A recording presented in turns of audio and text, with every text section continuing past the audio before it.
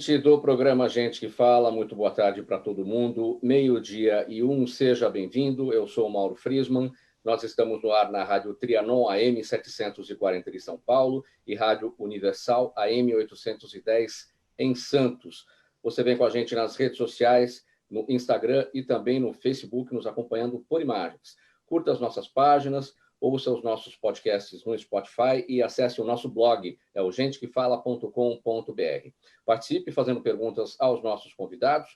O número do WhatsApp para as mensagens é o 973350038 e você pode mandar também as suas perguntas para pelas redes sociais, pelo Instagram e também pelo Facebook. Iniciando mais uma semana e com uma edição do Gente que Fala muito especial, com a presença hoje do vereador paulistano Gilberto Natalini, do PV, criador da Conferência de Produção Mais Limpa e Mudanças Climáticas da cidade de São Paulo. Vereador Natalini, seja bem-vindo ao Gente que Fala, mais uma vez. Vereador? Os colegas de bancada, cumprimentar a Zenilda e deixar um abraço para o Fausto Camunha, meu amigo querido. E para os ouvintes e internautas que estão nos assistindo.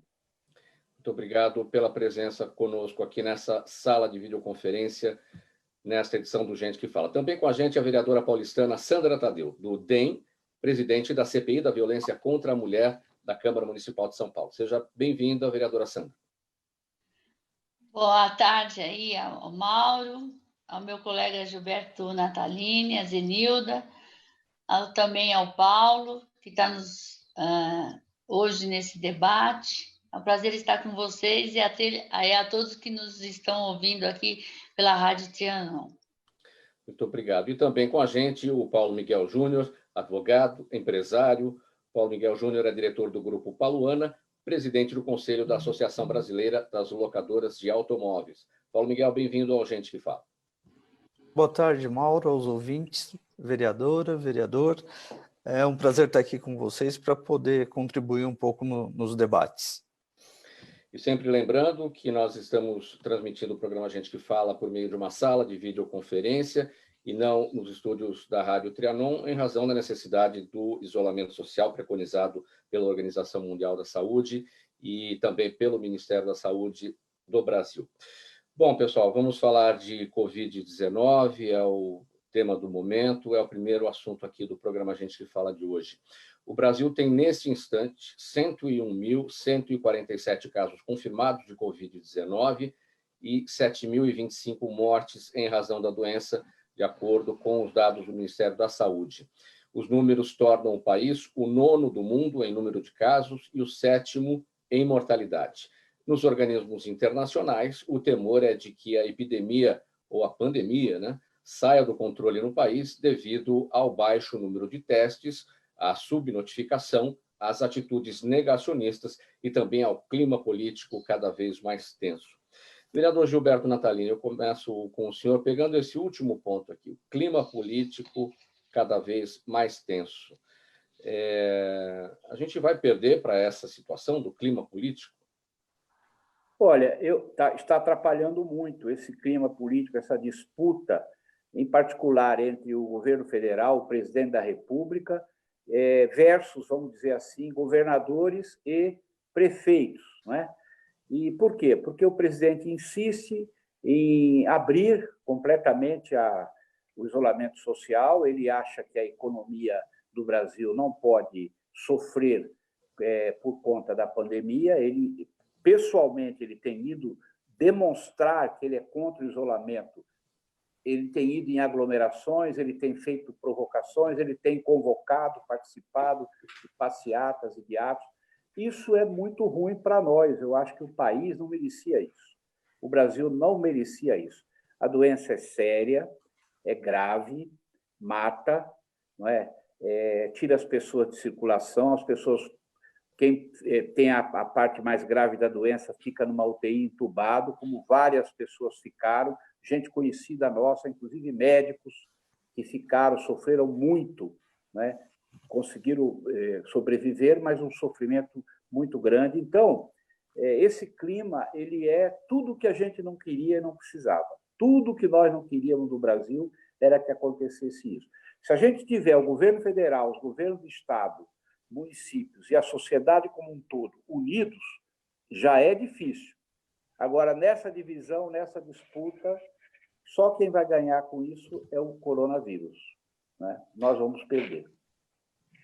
Vereadora Sandra Tadeu, eu acabei de ler aqui o temor das entidades internacionais, que o problema saia do controle no país devido ao baixo número de testes, isso leva à subnotificação, e também tem as atitudes negacionistas e esse clima político cada vez mais tenso. O que é pior na sua avaliação? Bom, na verdade, aqui eu sempre digo que a questão de saúde, já há muitos anos eu sempre digo isso na Câmara, a questão de saúde é uma questão de segurança nacional, mas nenhum dos governantes, e não é esse que está aí, não, todos que passaram por aí nunca ligaram para isso. Na verdade, se nós não tivéssemos a questão do SUS hoje, nós estaríamos numa pior condição.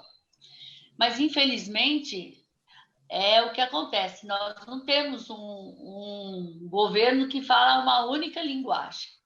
Eu tenho um ministro que fala em isolamento e eu tenho um chefe de Estado que fala que vai dar uma canetada para abrir tudo. Então, é difícil, porque o povo brasileiro ele gosta apenas de ouvir o que ele gostaria de estar ouvindo. Na verdade, ele não gosta de seguir regras. Nosso país tem que seguir regras. E hoje, a única regra, que é a única salvação deste país, é isolamento e usar máscara. Eu falo dessa questão de usar máscara, o povo olhava para a minha cara e ficava gozando da minha cara. Tem que usar máscara. Ah, mas não é assim. O próprio vereador Natalino, ele sabe quanto eu falava de máscara.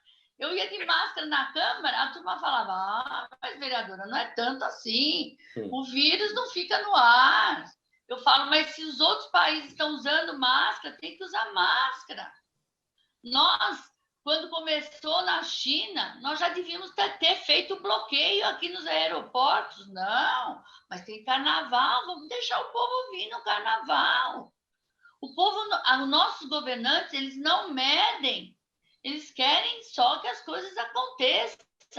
E estamos nessa situação. Agora, o único inimigo deste país chama-se coronavírus. Não temos eleições, não temos partido político. O coronavírus não sabe quem é de esquerda, quem é do centro, quem é da direita. O coronavírus é o coronavírus. E nós temos que combater o coronavírus. Nós não temos testes como a Coreia fez, a Coreia do Sul. Nós não temos outra arma a não ser o isolamento e os cuidados que a gente tem que tomar.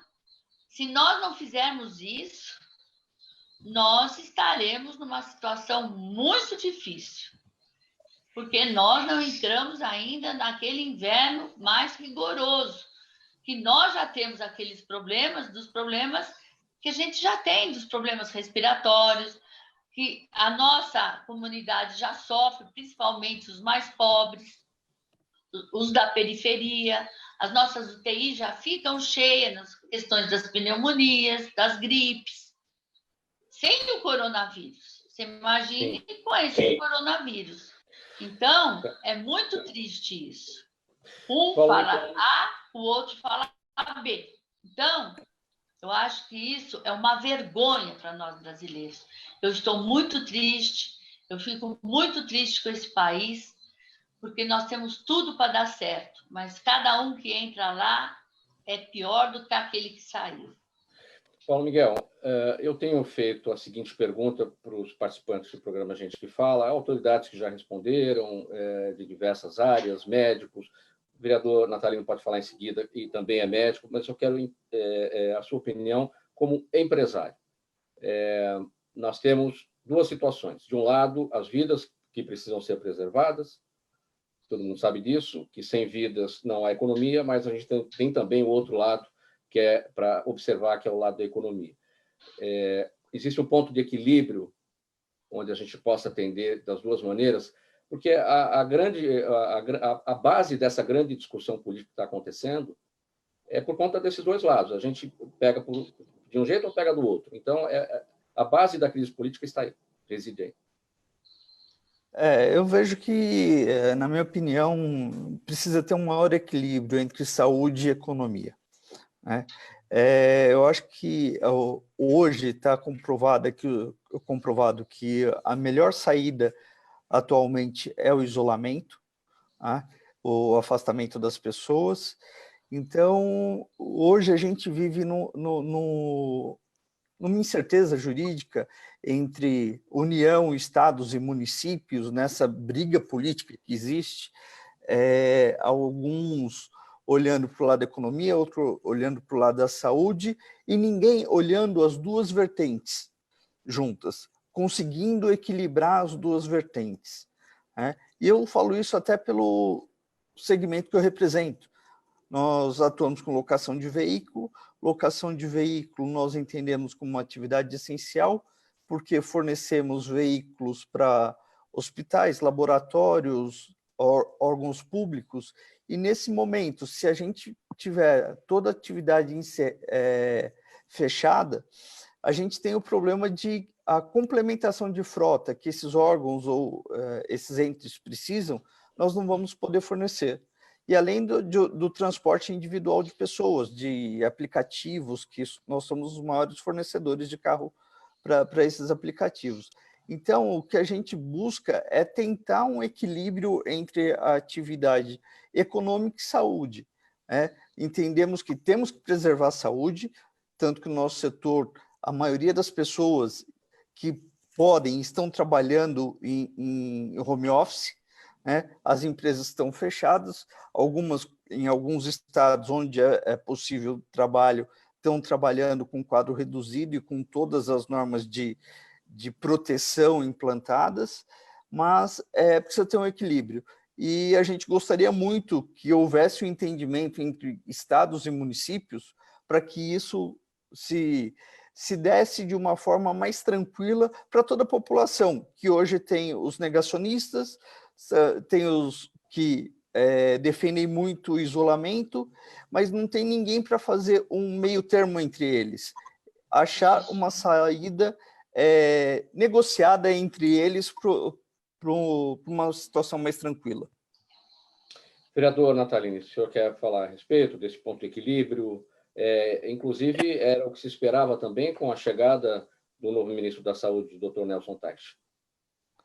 Eu disse aqui, antes de nós começarmos o programa, que isso é muito semelhante àquela falsa disputa entre o desenvolvimento econômico e a preservação dos recursos naturais, preservação do meio ambiente, né? Tem aqueles que dizem, não, tem que desenvolver a qualquer custo, e uns que falam, não, tem que preservar o meio ambiente a qualquer custo. Na verdade, a saída está no bom senso no meio. Bom senso, tudo tem que ser com bom senso. Então, você tem que ter o desenvolvimento econômico preservando a área ambiental. É possível isso, é possível fazer isso. É possível, vários países estão fazendo. Você não precisa jogar a mata no chão para ganhar dinheiro com a floresta. O Carlos Nobre está provando que é possível ganhar com a floresta em pé mais dinheiro do que você derrubar a floresta e botar gado, botar boi no lugar. Ele está provando isso com vários trabalhos. Então, aqui é a mesma coisa, né? Tem o lado... Nós não podemos viver sem ganhar. As pessoas precisam ter o ganho. E, ao mesmo lado, pelo outro lado, a doença ela se espalha quando as pessoas se aglomeram. Está provado que o ser humano, um junto com o outro, o vírus passa de um para o outro, como falou a minha colega, a vereadora Sandra Tadeu. Isso aí é provado. A transmissão é de humano para humano. Não tem como a dengue, o mosquito no meio. Certo? Não tem um mosquito no meio, como a febre amarela. É de humano para humano. Então, o que nós temos que fazer? É o que vários países fizeram. Tem a Alemanha como exemplo, a própria Coreia como exemplo, a Europa, que começou torta, a Itália e a Espanha começaram liberando tudo. Quando viram a tragédia, voltaram atrás e correram atrás do prejuízo. Mesmo assim, tiveram muitas mortes. Portugal é um exemplo assim fantástico, porque ele deu um choque de paralisação, o governo e a oposição entraram no acordo, fizeram um pacto para vencer o vírus. E Portugal tem pouquíssimos casos, né? Aí conseguiu conter. Então, eu acho que o que nós precisamos aqui no Brasil é sentar numa mesa com bom senso, como que preserva a economia, mas como que preserva as vidas. Porque sem vida não adianta ter economia. Depois, eu perdi vários amigos nossos, conhecidos, inclusive médicos, né? E aí foram embora. Hoje morreu, vi a notícia, morreu o grande Aldir Blanc, o grandioso Aldir Blanc, morreu de Covid. Então, depois que o Aldir Blanc foi embora, quem traz o Aldir Blanc de volta? Vai ficar a memória. Então, eu acho que esse bom senso é que o Brasil não está conseguindo ter. Esse bom senso. Nós estamos sendo muito infantis, muito pueris no tratamento da pandemia. É a minha opinião. Vereadora Sandra, para a gente fechar esse tópico, a sua avaliação é bem objetiva em relação a esse aspecto. E parece que tudo no Brasil vai para o maniqueísmo, né? A luta entre o bem e o mal. Eu sou do bem, você é do mal, e eu estou certo e você não está. Então, eu acho assim, nós falamos em quarentena, mas realmente nós não fizemos uma quarentena como alguns outros países fizeram. Não sai de casa, não sai de casa. Aqui é tudo meia quarentena. Ou daqui para frente nós iremos vamos fazer 20 dias, 15 dias quarentenas, mas vamos fazer. Se nós tivéssemos realmente feito a quarentena, nós teríamos diminuído muito os nossos casos, principalmente nessas grandes cidades, como a capital de São Paulo.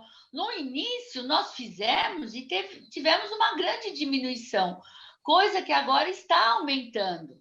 É isso que as pessoas têm que entender e outras que deveriam estar entendendo e não entendem isso. Parece que está querendo, não, eu mando mais do que você manda. Só para dar um exemplo, a Coreia, eu estava lendo hoje nos jornais, ela nem fechou os comércios, tudo funciona. Por que tudo funciona? Porque ela tem um sistema lá no telefone que cada um que é um corona positivo, que ela testa muito, ela já passa mensagem para os vizinhos: olha, fulano de tal aí perto da sua casa tem um corona positivo. Ele já vai lá, faz a higienização de toda a casa dele, ele já vai isolado, ele já vai para o hospital e ele controla a população dele nesse sentido. Então, ele não parou nada no país dele. O metrô super lotado, mas como? Todo mundo de máscara. Então, ele teve uma morte e assim vai. Só que nós não tomamos nunca uma posição efetiva. É quarentena, é quarentena. Ou todo mundo de máscara, todo mundo de máscara. Sempre tem os engraçadinhos. Ah, não, eu sou imune ao corona. Não, eu não uso máscara. Não, eu vou dar uma canetada, eu vou acabar com tudo isso. É muito difícil isso. Ou nós vamos tomar uma iniciativa, um pulso firme. Eu acho que os nossos governantes têm que... Não me importa se eu vou tomar uma posição não muito política. Agora, nós também temos que ter, assim, trabalhar junto com uma logística, tanto econômica, porque também o país nosso é meio complexo. Nós temos uma população que trabalha também com não é só grandes empresas, grandes indústrias. Nós temos uma população que trabalha informal. É complexo isso também. Mas a gente não está nem conseguindo trabalhar com os grandes, porque é uma briga danada. Então, é complexo a nossa situação. Mas nós só não estamos pior só por um motivo, que o nosso amigo Natalini vai amar o que eu vou dizer. Só pelo nosso grande SUS, que nós temos que, por pior que ele ainda tenha críticas, mas é graças a ele que nós ainda estamos sobrevivendo aqui na cidade de São Paulo. Muito bem, seguimos aqui com o programa Gente que Fala. Você pode participar pelo 973350038, é o número do WhatsApp para suas mensagens. para a resposta dos nossos convidados de hoje. E você também vem com a gente nas redes sociais, no Instagram e no Facebook. As mensagens também podem ser enviadas pelas redes sociais. Saindo agora de saúde, vamos falar de meio ambiente. Um levantamento inédito indica que 1.200.000 árvores foram mortas na cidade de São Paulo nos últimos 6 anos. Este fato tem causado a morte de nascentes e rios, comprometendo os mananciais que abastecem as represas Guarapiranga e Billings, responsáveis pelo fornecimento de água da capital. As conclusões estão no dossiê A Devastação da Mata Atlântica no município de São Paulo, dossiê este apresentado na semana passada pelo vereador Gilberto Natalini. Vereador Natalini, o que a sociedade paulistana precisa saber a respeito deste documento que o senhor apresentou? Olha, eu tenho estudado, junto com a minha equipe na Câmara, já faz alguns anos, essa questão da derrubada da mata remanescente da cidade de São Paulo.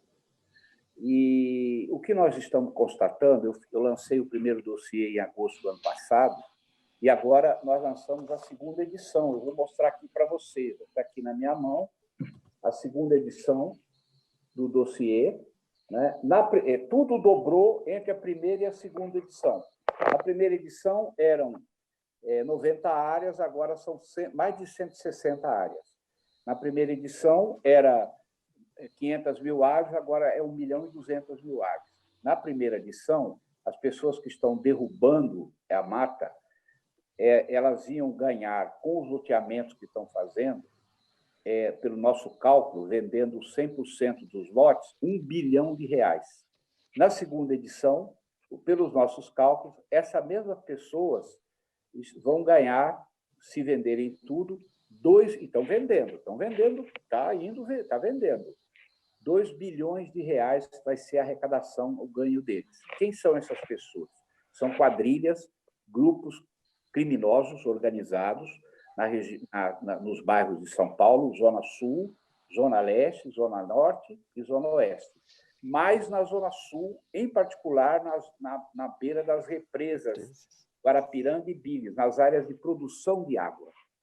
E a gente vem alertando, vem cobrando, vem falando. Eu tenho mais de 100 ofícios enviados às autoridades, todas as autoridades federais, em particular ao governador e ao prefeito, suas equipes, e quase que praticamente nada está sendo feito para impedir. Qual é o problema? Para me terminar, ser resumido nessa resposta. O problema é que as árvores, elas regulam o clima, regulam a temperatura da cidade, regulam a poluição da cidade e ajudam as nascentes na produção de água. Quando você tira as árvores, a represa de Guarapiranga abastece 5.600.000 pessoas na região sul de São Paulo.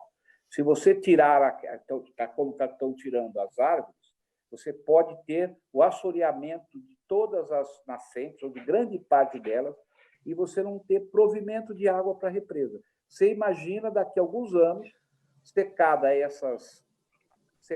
essas nascentes, o que vai ser de nós? De onde nós vamos buscar água para alimentar, para abastecer a cidade, região sul? Esse é o meu dossiê, o trabalho que nós estamos fazendo. Vereador Natalini, esse é um exemplo de que um tema ambiental vira tema policial? É um tema político, porque a proteção dos mananciais é uma questão de política pública ambiental. Eu fiz essa pergunta no sentido que é o crime organizado que está por trás aí. É um tema social, porque a água é uma questão de equilíbrio da sociedade, e, particularmente, um tema criminal. Por quê? Porque quem está fazendo isso não são gente pobre, gente que está indo no movimento social. Não é isso. Isso já acabou há bastante tempo. São quadrilhas organizadas do crime organizado que estão jogando a mata no chão, loteando e vendendo nas barbas do governo estadual e da Prefeitura de São Paulo, que estão inertes, estão paralisados, estão fazendo muito pouco para combater esses crimes. E a gente já apelou para todos os órgãos de segurança, para os mandatários, e pouca coisa realmente tem sido tomada. Continua a devastação. O dossiê faz um levantamento, faz um desenho de todo esse quadro, apresenta alguma proposta para uma tentativa de solução? Apresenta. Eu entrei na Justiça, na Vara da Fazenda, pedindo para o juiz, já faz 6 meses que eu aguardo a liminar do juiz, pedindo que o juiz pudesse dar uma liminar, obrigando o governador Dória e o prefeito Bruno Covas, obrigando-os a tomar medidas que possam brecar, que possam parar essa devastação. É possível fazer, porque no passado já foi feito na Operação Defesa das Águas, em 2012 foi zerado o desmatamento, foi zerado os loteamentos, foi zerada a construção de casa na beira da represa. É possível, não se faz porque não quer. Estou aguardando a ordem do juiz para que o juiz mande o governador e o prefeito cumprirem o seu papel de proteger os mananciais de água e as matas da cidade de São Paulo. Este é o programa Gente que Fala. Você acompanha pela rádio Trianon AM 740 de São Paulo e rádio Universal AM 810 de Santos. Também nas redes sociais, pelo Instagram e pelo Facebook. Antes da gente passar para o nosso próximo tema, uma mensagem aqui da Prefeitura de São Paulo. Você com certeza já sabe, mas é sempre bom lembrar, o uso de máscaras nos transportes públicos da cidade é obrigatório. É isso mesmo, é obrigatório. Com a pandemia de coronavírus, esse problema tão sério, certas atitudes podem ajudar no combate à doença, como o uso de máscaras pelas pessoas que tiverem que ir às ruas. As máscaras podem funcionar como uma barreira contra a propagação do vírus. São importantes, principalmente em ambientes públicos, como supermercados, farmácias, no ônibus, no trem, no metrô. Então, lembre-se, após 3 horas de uso, as máscaras de tecido precisam ser deixadas de molho por 30 minutos em solução com água sanitária e, em seguida, lavadas com água e sabão neutro. Depois de secas, ainda passadas com ferro quente. Muito importante. E é importante também que você sempre guarde a sua máscara em um saquinho plástico exclusivo para isso. Já as máscaras descartáveis devem ser depositadas no lixo imediatamente após o uso. Agora, todo mundo em casa, para o bem de todo mundo. Uma mensagem da Prefeitura de São Paulo. Vereadora Sandra Tadeu, a Câmara Municipal de São Paulo terá agora, na próxima quinta-feira, uma sessão especial da CPI da violência contra a mulher, voltada especialmente para os casos registrados durante a pandemia do coronavírus. Isso porque os isolamentos em todo o mundo têm gerado um efeito colateral terrível e inesperado, que é o aumento da violência doméstica, ainda com agravante. Mulheres e crianças passaram a ter mais dificuldades para denunciar os agressores dentro de casa. Vereadora, já se tem um levantamento à parte da violência contra a mulher, a violência doméstica, neste período de pandemia, ou a CPI está trabalhando isso ainda para fazer essa consolidação? Sim, nós estamos iniciando nossos trabalhos, porque nós já havíamos iniciado, independente da pandemia, nós já estávamos iniciando essa CPI. Mas como houve uma parada dos trabalhos da CPI, a gente parou os trabalhos. Mas como começou um aumento de casos na questão da pandemia, nós reiniciamos os trabalhos. Então, nessa próxima quinta-feira, nós iremos receber a secretária da Assistência Social, a Berenice, e vamos receber também a secretária de Direitos Humanos, a Cláudia Carleto, e a representante da GEVID, um representante do Ministério Público, até para que falem realmente se há realmente um aumento, porque o que a gente vem acompanhando desses aumentos é pelas notícias, pelos jornais, que há um aumento dessa violência. E o que a gente espera com isso? A gente espera incentivar essas mulheres para que elas tenham uma maneira mais rápida, e hoje com esses boletins online, que você pode fazer até pelo seu próprio celular, para que não demorem muito, porque isso não é só com as mulheres, até com as próprias crianças, né? Que elas possam realmente fazer com que isso seja investigado e isso tenha um fim. Porque é muito triste. Quando você conversa com essas mulheres que sofrem violência e você lê os casos pelos jornais e pelas revistas, é muito triste a situação de uma mulher que sofre violência. E você tem que incentivar essa mulher a procurar esses serviços.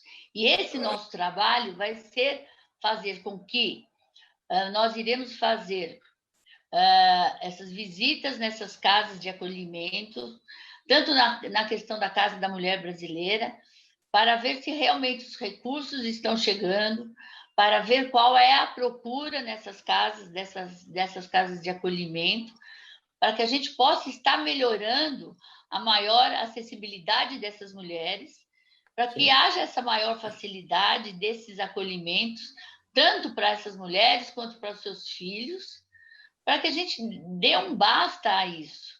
Nós estamos no século XXI, não tem como a gente, como mulher, ver o sofrimento de outra mulher nessas questões.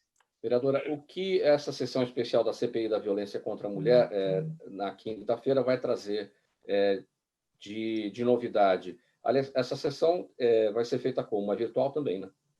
É virtual também, a gente vai fazer tudo virtual. E dentro dessas sessões virtuais, nós iremos fazer algumas diligências nessas casas. Eu mesmo, eu vou propor isso às minhas colegas vereadoras, né? Se elas não concordarem, eu mesma vou, porque eu tenho que ir. A gente tem que ir logo. Eu sei que é difícil nesse período, mas vamos de máscara, vamos todos paramentados, mas nós temos que ir em loco, ver essas casas de acolhimento, mesmo essas casas que não o sejam. Iremos nessas delegacias, já estou fazendo alguns contatos com algumas delegadas, para que a gente possa até estar conversando com essas mulheres que vão à procura dessas delegacias, conversar com elas, porque nada melhor do que a gente estar conversando com essas pessoas e sentir esse problema. Qual é a orientação, vereadora? Qual a orientação para as mulheres que estão com dificuldade de fazer denúncias por conta desse período de restrição? Nós temos 180, é o canal Ligue 180. E temos também a Guardiã Maria da Penha, que é a guarda da Guarda Municipal de São Paulo. E também, hoje, tem esse BO que você faz online para as delegacias da mulher, que você pode fazer um BO pelo próprio telefone. Como nós estamos iniciando isso, por isso que eu quero ver se entre essa semana e essa próxima semana a gente possa estar fazendo essas visitas nessas delegacias, para que a gente possa, porque eu creio ainda que nós vamos ter um tempo maior até esse inverno passar. Eu acho que isso vai se estender um pouco mais até junho, mais ou menos, para que a gente possa agilizar isso, para que a gente possa dar maior agilidade nessas questões, para que a gente diminua um pouco esse sofrimento dessas mulheres. Não podemos mais deixar que as mulheres fiquem apanhando nas suas casas e, principalmente, fazer com que essas mulheres incentive a elas procurarem ajuda, fazer com que os vizinhos também, esse negócio de falar que em briga de marido e mulher não se põe a colher, está por fora. Nós temos que pôr a colher. Chame a polícia, porque você não precisa se identificar. Se você está vendo discussões muito alteradas, gritos, porque hoje as paredes são muito fininhas, você sabe quando um casal está brigando, quando você está vendo violência, você não pode tapar os ouvidos, você tem que chamar a polícia, você tem que chamar a ajuda para alguém. Você tem que incentivar isso. Sim. Nós não podemos mais deixar que nossas colegas mulheres, nossas amigas, sejam violentadas, crianças, e mães também não podem deixar que seus filhos sejam violentados. Isso é um absurdo no século XXI. Paulo, e nós vamos lutar para que isso não aconteça mais, não só na cidade de São Paulo, que isso espalhe por todo o Brasil. Paulo, eu quero ouvir a sua opinião sobre esse tema como cidadão e como advogado também, né? Você é um dos operadores do direito. Qual que é o nosso papel, o papel do homem em relação a esse tema? Nesse raciocínio que a vereadora seguiu, as paredes são fininhas hoje, têm ouvidos, e a gente deve se manifestar em qualquer uma dessas situações ao perceber o que está acontecendo. Eu acho que a questão da violência doméstica é muito séria, realmente, e a gente sabe que a maioria das vítimas, às vezes, tem o receio de se expor e de fazer a denúncia. Então, eu acho que a participação da sociedade em percebendo essas situações tem que ajudar nas denúncias, tentar evitar ao máximo que isso aconteça. Eu acho que é uma questão social relevante, né? Maltrato às crianças é inaceitável, né? Então, nós precisamos cuidar disso. Faz parte da população e da sua obrigação social se envolver nisso e poder ajudar, né? Então, acho que denunciar casos que você saiba realmente ajuda, colabora. A gente sabe que o desfecho disso, às vezes, lá na frente, não é nem tão efetivo, mas pelo menos a gente consegue restringir um pouco o que as pessoas estão fazendo, né? A gente sabe que vai depender da denúncia de quem é realmente agredido, e lá na frente há um pedido de desculpa, um acerto, mas pelo menos a gente consegue diminuir a gravidade e a intensidade. E só complementando um fato do vereador Natalini, estava falando do desmatamento, só reforçar uma parte aqui, vereador, que às vezes fica mais fácil para o Poder Executivo fiscalizar os empreendimentos regulares, onde ele consegue aplicar uma multa, fazer alguma coisa, do que efetivamente procurar e inibir a atividade de loteamentos clandestinos, né? Onde estão as nascentes, principalmente, esse tipo de coisa. Eles usam os drones, as imagens, para fiscalizar construção irregular, tudo, mas os loteamentos clandestinos no entorno da cidade, na área de preservação, não acontece. Vereador. Você tem toda a razão. Eu tive um informe da Secretaria de Meio Ambiente do Estado, me devolveram um ofício que eu mandei, dizendo que eles tinham feito 524 multas da Polícia Militar Ambiental nos loteamentos clandestinos. Aí eu perguntei, multaram quem? Porque a terra não tem dono, o dono da terra é o crime organizado. Vocês multaram quem? Qual o chefe de crime organizado que recebeu essas 500 multas, né? O que tem que ter uma ação de polícia forte, ação de inteligência. Mais ou menos está mapeado quem está fazendo isso. Eu não sou policial, nem sou juiz, até eu já sei. Imagina se a polícia não sabe. O que não tem é vontade do governo de acabar com essa patifaria, né? E eles estão ganhando muito dinheiro, como eu disse, 2 bilhões eles vão ganhar vendendo essas terras. Então, o governo está inerte mesmo, vamos dizer assim, fracassou diante da ousadia do crime organizado. É aquela muzema do Rio de Janeiro trazida para São Paulo em escala muito maior, muitas vezes maior. Vereador, nessa questão da violência doméstica contra a mulher, seu olhar médico. Eu acho que isso é uma doença profunda da sociedade. A sociedade brasileira ela é muito violenta. Nós não vamos dizer que não é, porque é, né? A gente tem 60 mil assassinatos por arma de fogo ou arma branca por ano no Brasil. Nós somos quase campeões, não somos campeões, mas somos vice. E a violência da sociedade, ela se dá também dentro de casa. Aquele homem que briga no boteco e mata alguém lá, ou que sai no tapa, no soco, que briga no ônibus, né? Esse homem, ou que vai lá para a manifestação e bate nos jornalistas do Estadão, como a gente viu ontem, bater no jornalista do Estadão, tomar a Câmara, essa violência que está dentro da alma do país, ela vai para dentro de casa, e particularmente no momento de reclusão, quando as pessoas estão ficando mais em casa. Então, século XXI, a gente tem uma doença dessa gravidade na sociedade, no mundo todo. E no Brasil, é também mais grave. Eu acho que é uma coisa muito triste, muito desanima a gente com a nossa espécie humana.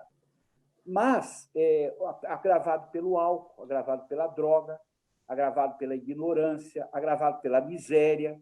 Essas mulheres, muitas vezes, suportam isso tudo porque elas não têm para onde ir. Se elas saírem de casa, pegar a mala delas, o filho e sair, elas vão para a rua, elas não têm condição financeira de suportar.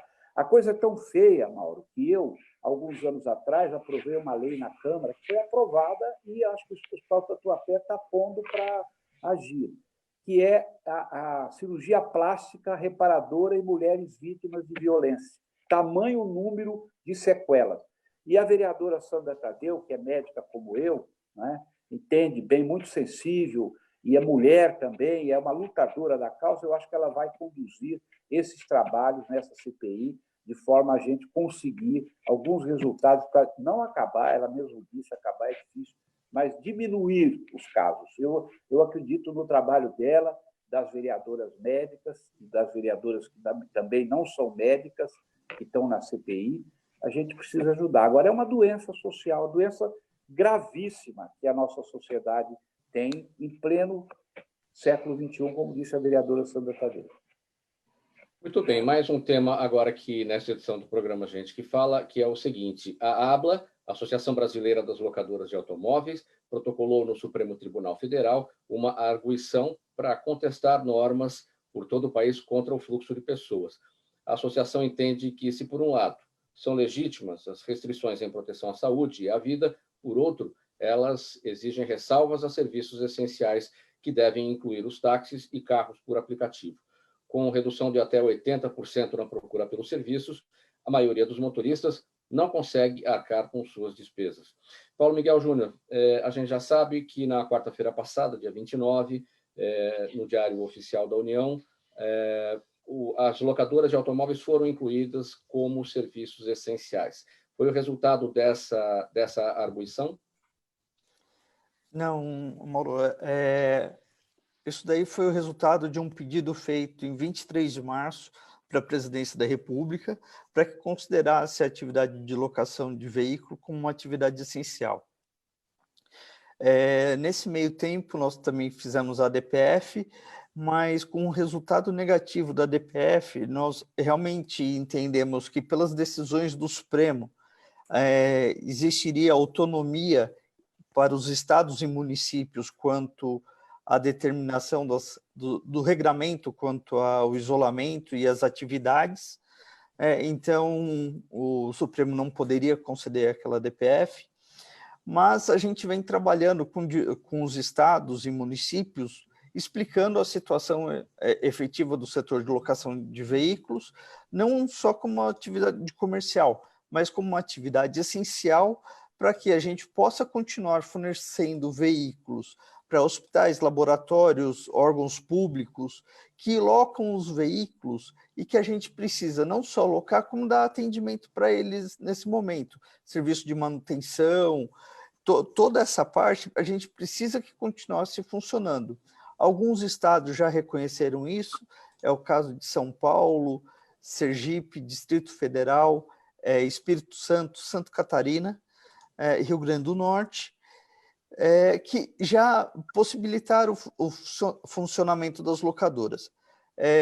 Nós sabemos das restrições, nós não queremos, com o funcionamento das locadoras, aumentar o deslocamento, mesmo porque as pessoas não têm para onde ir com tudo fechado, mas é só dar uma garantia de mobilidade para elas, caso necessite. Então, por essa razão que a gente fez o pedido e tem trabalhado em cima com os estados e municípios. Vocês ganharam em esfera federal, mas por conta da concorrência competente, é o tal do ganhar, mas não levar. Aqui, no caso de São Paulo, já existe um acordo entre a Prefeitura e o governo do Estado, aqui, nessas esferas, a locação de automóvel é entendida como um serviço essencial, mas em outros locais não. É por isso que aí, nesses locais, vocês ganharam, mas não levaram. Exato. E qual é o passo seguinte da associação nessas localidades, então? Nós estamos falando com as secretarias dos estados, com os governadores e alguns municípios com os prefeitos para tentar reverter essa situação. Tá? Hoje, a ABLA representa mais de 1.100 associados pelo Brasil todo. E, então, nas cidades onde a gente sabe que é viável a abertura para esse fornecimento, a gente tem tentado, e alguns estados, como a situação mais crítica, como no estado de Amazonas, em Manaus, nós entendemos que não teria nem como fazer esse pedido diante do estado grave que está a cidade, e o estado do Maranhão agora que fez um lockdown realmente, né, com a proibição da saída das pessoas.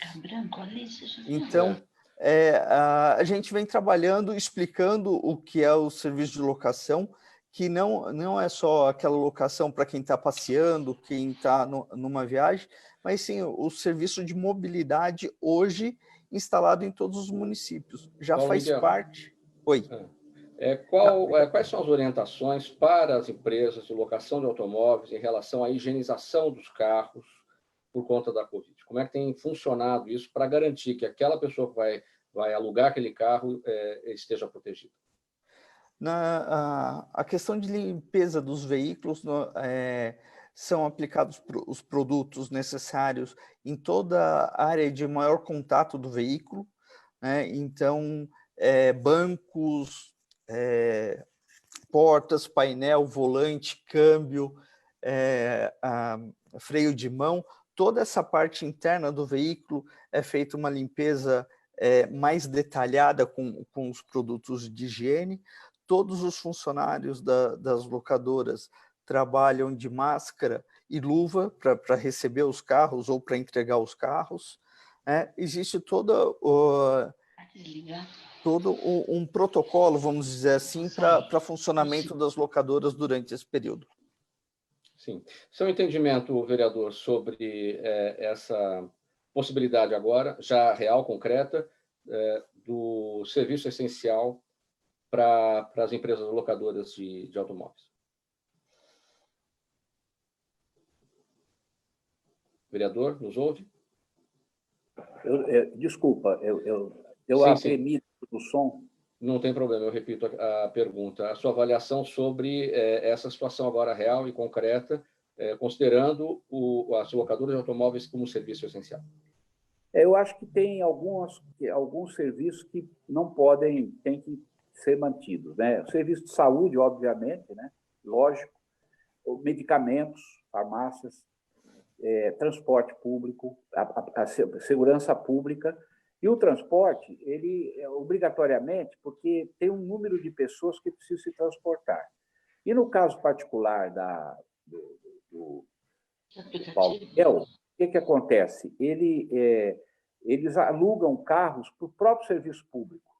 Alugam carro para a saúde, alugam carro para a segurança, alugam carro para a administração.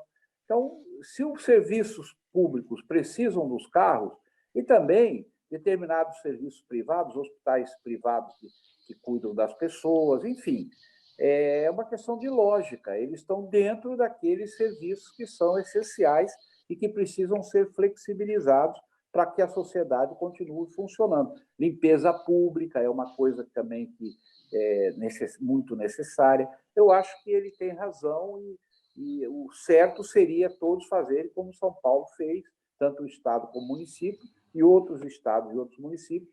Pela lógica, né? Pela lógica, precisa incluir esses serviços dentro dos serviços essenciais. É a minha opinião. Vereadora, seu entendimento?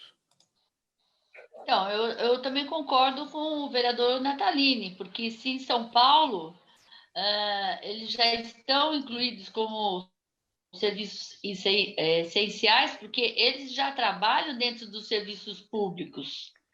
Eles trabalham já dentro de hospitais, eles já trabalham dentro da própria prefeitura, eles locam carros. E o mais importante disso tudo também é eles saberem que eles têm que usar máscaras, os motoristas e os próprios usuários estarem já paramentados e saber todo o aparato que tem que ser feito dentro dos carros, cada um que sair tem que estar passando álcool, toda aquela higienização que tem que ser feita. Eu acho que isso teria que ser passado para todo o país, né? Eu acho que o Paulo está todo certo e eu acho que teria que estar ocorrendo, né? Não é só...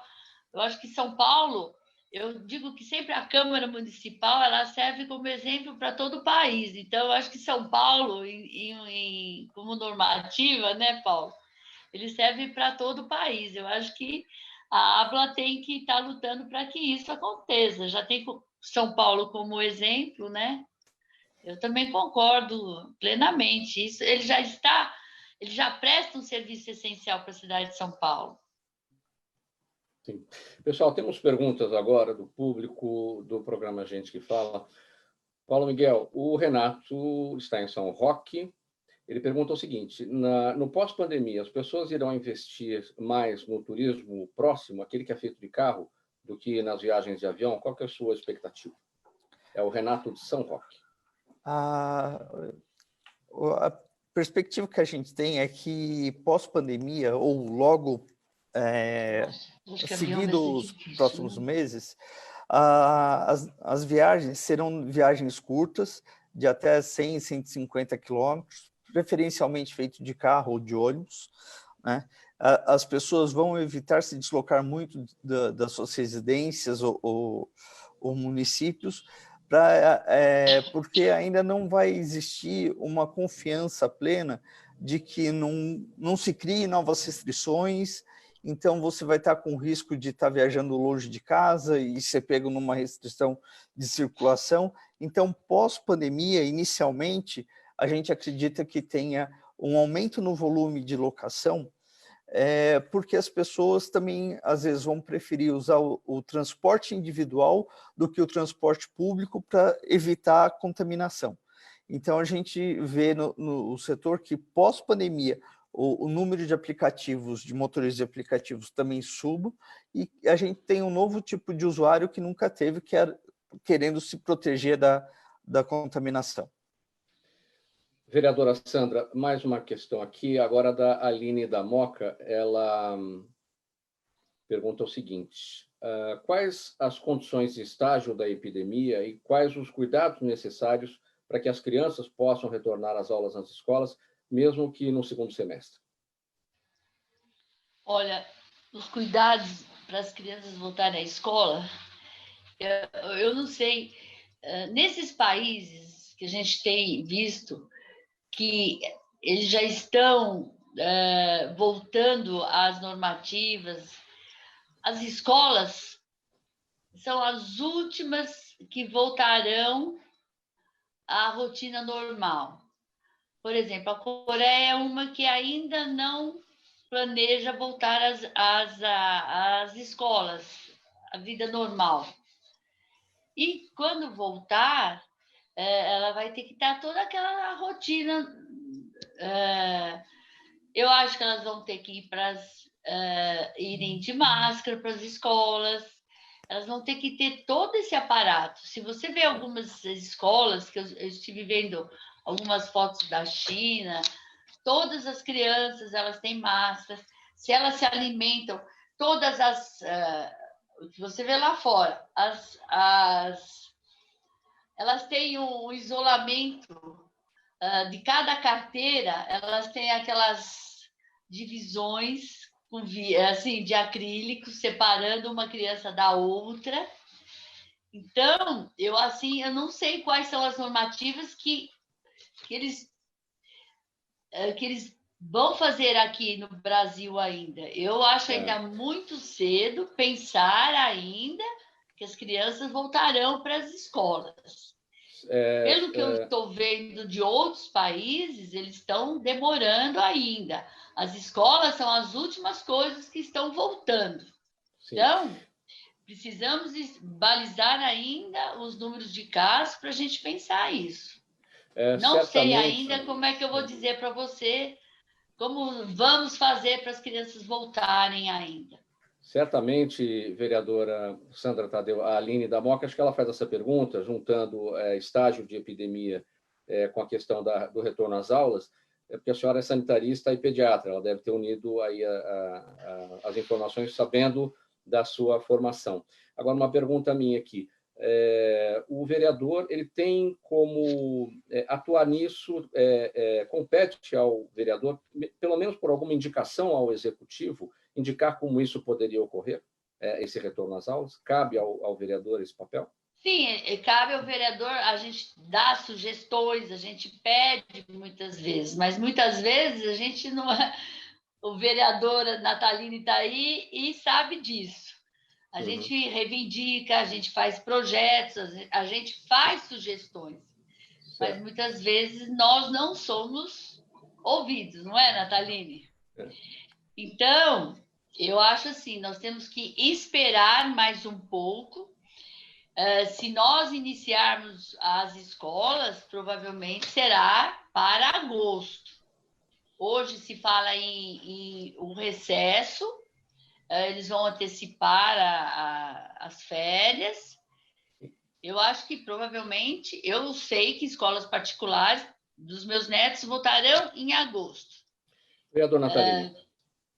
Então, eu não tenho ainda normativas, mas vai ter que ter modificações para poderem as crianças voltarem à escola. Vereador Natalini, o Eduardo Damori Mendes, ele mandou uma longa mensagem aqui pelo Facebook. Ele liga o surgimento dos novos vírus ao desequilíbrio ambiental. Ele não faz necessariamente uma pergunta, mas ele faz esse tipo de comentário. Mas aí vai uma pergunta nossa aqui. Há alguma relação entre problemas do meio ambiente e o coronavírus? É isso que nós estamos buscando, né? Eu acredito que sim. Existe uma teoria que está sendo levantada nas redes sociais, eu já vi também nos jornais, que esse vírus surgiu num laboratório na China, escapou de um laboratório. Eu prefiro ficar... Isso aí não está comprovado, ainda é especulativo.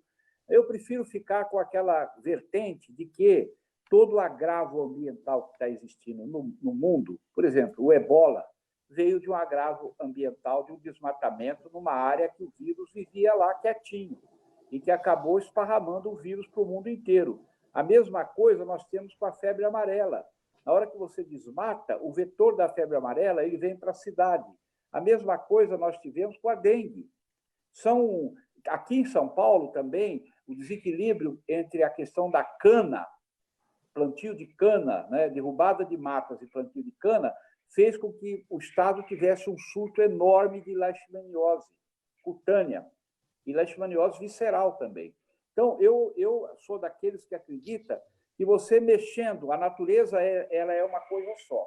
Você mexendo num ponto, você pode liberar forças da natureza, boas ou ruins. O vírus é uma força ruim.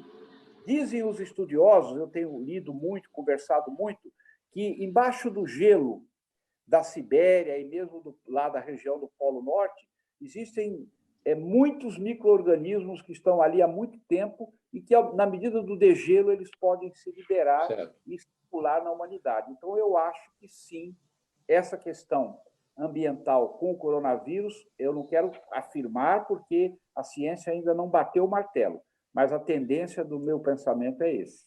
Vereador, 10 segundos para a sua mensagem final, sua despedida, bem objetivamente. Eu mesmo? Sim. Natalini? Sim. Tá, você, Natalini.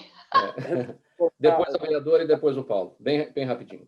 Cumprimentar você, Mauro, cumprimentar a querida vereadora Sandra Tadeu, Paulo Miguel, a Zenilda, deixar um abraço para o Fausto Camunha e para os telespectadores do programa e também os internautas e os ouvintes. Muito obrigado, um abraço. Vereadora Sandra Tadeu, palavra final. Eu quero agradecer a oportunidade de estar aqui com vocês, ao meu colega Natalini, ao Paulo, a você, Mauro. Muito obrigada a todos que nos ouvem, a todos os internautas. E não esqueçam, denuncie 180 na questão da violência doméstica. Muito obrigada. Paulo Miguel Júnior, palavra final. Eu queria agradecer o convite para participar aqui do debate, junto com a vereadora Sandra e o vereador Gilberto Natalini. Agradecer aos ouvintes e espero ter colaborado aí com o programa. Muito obrigado para vocês. Muito obrigado pela todos nessa edição do programa Gente que Fala. Em nome de toda a nossa equipe, o vereador Gilberto Natalini, a vereadora Sandra Tadeu, vereador Natalini, do PV, a vereadora Sandra Tadeu, do DEM, o advogado e empresário Paulo Miguel Júnior, presidente do Conselho da ABLA, Associação Brasileira das Locadoras de Automóveis. Na mesa de som, na Rádio Trianon, o Sérgio Souza, que também é o gerente técnico da emissora. Apresentação minha, Mauro Friesman. Pauta e redação, Pedro Schiavon. Diretora de produção, Zenilda Salvato. No apoio técnico, na nossa sala de videoconferência, o jornalista Ricardo Godoy. Direção-geral do jornalista Fausto Camunha. E do outro lado do Gente que Fala, você, ouvinte e espectador, a razão da nossa presença aqui todos os dias. Muito obrigado por nos acompanhar. Tchau, até amanhã.